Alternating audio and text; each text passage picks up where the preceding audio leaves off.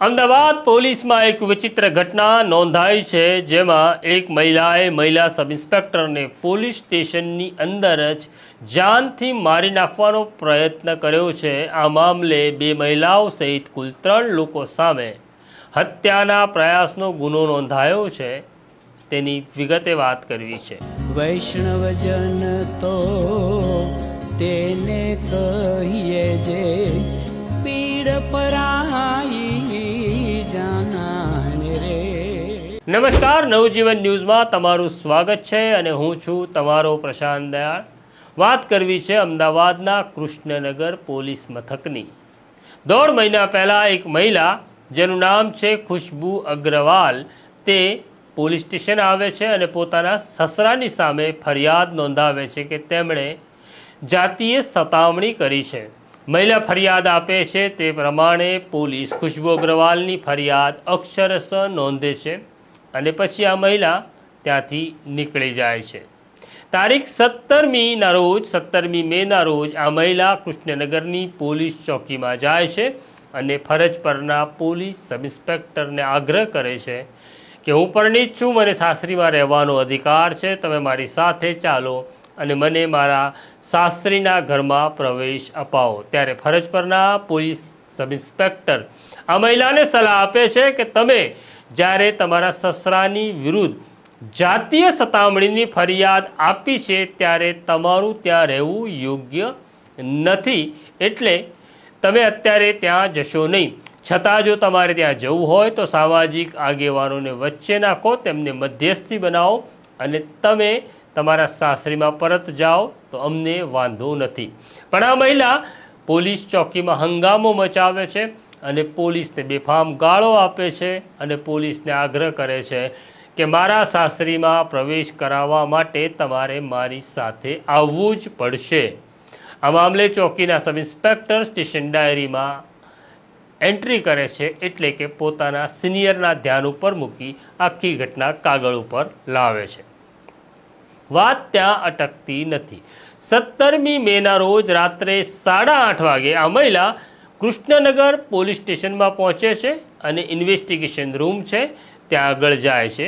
ત્યાં આગળ ફરજ પરના પોલીસ અમલદાર કોઈની ફરિયાદ નોંધવાનું કામ કરી રહ્યા હતા। ફરી ખુશ્બુ અગ્રવાલ ત્યાં જઈ હંગામો મચાવે છે અને હંગામો મચાવીને ફરી આગ્રહ કરે છે કે મારે મારી સાસરીમાં પરત જવું છે, તમે મારી સાથે ચાલો અને મને ઘરમાં પ્રવેશ અપાવો। ફરજ પરના પોલીસ કર્મચારી ખુશ્બુ અગ્રવાલને સમજાવવાનો પ્રયત્ન કરે છે, ત્યારે ખુશ્બુ અગ્રવાલ ધમકી આપે છે કે જો તમે મારી વાત માનશો નહીં તો હું પોલીસ સ્ટેશનમાં જ આત્મહત્યા કરી લઈશ અને સુસાઇડ નોટમાં તમારા નામ લખતી જઈશ। સવાલ એવો હતો કે ત્યારે પોલીસ સ્ટેશનની અંદર મહિલા અમલદાર તરીકે માત્ર પોલીસ સ્ટેશન ઓફિસર પુષ્પાબેન હાજર હતા। તે આ મહિલાને સમજાવવાનો અને નિયંત્રણમાં લેવાનો પ્રયત્ન કરે છે, પણ ખુશ્બુ અગ્રવાલ આક્રમક વલણ ધરાવે છે।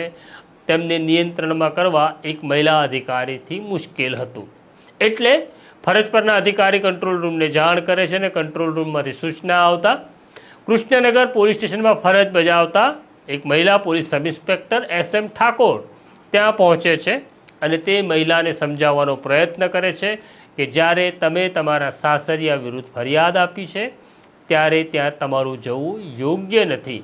પણ આ મહિલા માનતી નથી અને તે સતત પોલીસને ધમકી આપી રહી હતી કે તમે મારી વાત નહીં માનો તો આત્મહત્યા કરી લઈશ। આમ મામલો તંગ બની રહ્યો હતો। આ દરમિયાન આ મહિલા જે છે ખુશ્બુ અગ્રવાલ તે ઉશ્કેરાઈ જાય છે અને પોલીસ સ્ટેશનમાં રહેલા કાગળો ફેંકવા લાગે છે, કોમ્પ્યુટર તોડી નાખે છે। આમ મામલો તંગ બનતો જાય છે અને મહિલા સતત હવે હું મરી જઈશ તેમ કહી ધમકી આપતી હોય છે। પોલીસ સ્ટેશનમાં રહેલા PSI મહિલા PSI SM ઠાકોર અને PSO પુષ્પાબેન આ મહિલાને સમજાવવાનો પ્રયત્ન કરે છે, એટલે તે વધુ ઉશ્કેરાય છે અને તે PSI ઠાકોરને ધક્કો મારી પાડી નાખે છે। તેમની છાતી ઉપર બેસી તેમનું ગળું દબાવવાનો પ્રયત્ન કરે છે।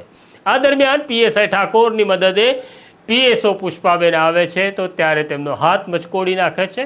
આમ પોલીસે ઘણી મહેનત કરી આ મહિલાને નિયંત્રણમાં લેવાનો પ્રયત્ન કર્યો, આ દરમિયાન ત્યાં બીજી બે વ્યક્તિઓ આવે છે જે પોલીસ સ્ટેશનમાં કોઈ બીજા કામે આવી હતી, જેનું નામ છે સુષ્મા કંસારા અને તેમનો પુત્ર શિવમ કંસારા, જે પોતે NGO ચલાવતો હોવાનો દાવો કરી ત્યાં વિડીયો બનાવવાની શરૂઆત કરે છે.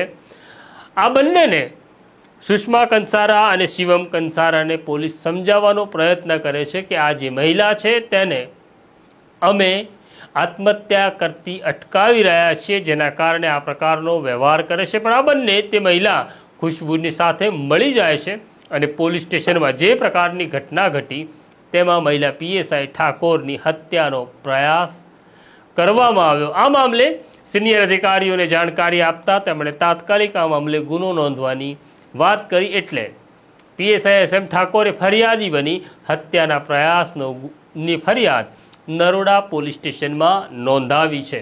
હવે તમને પ્રશ્ન થશે કે બનાવ જે બન્યો છે કૃષ્ણનગર પોલીસ સ્ટેશનમાં બન્યો અને ફરિયાદ જે નોંધાઈ છે એ નરોડા પોલીસ સ્ટેશનમાં નોંધાઈ છે, તો આવું કેમ? તો તેનું કારણ એવું છે કે કૃષ્ણનગરમાં પોલીસ સ્ટેશન બનાવવા માટે જગ્યા નહોતી, એટલે પોલીસ સ્ટેશન જ્યાં બનાવવામાં આવ્યું એ જમીન નરોડા પોલીસ સ્ટેશનના તાબામાં આવે છે, એટલે નરોડા વિસ્તારમાં આવે છે.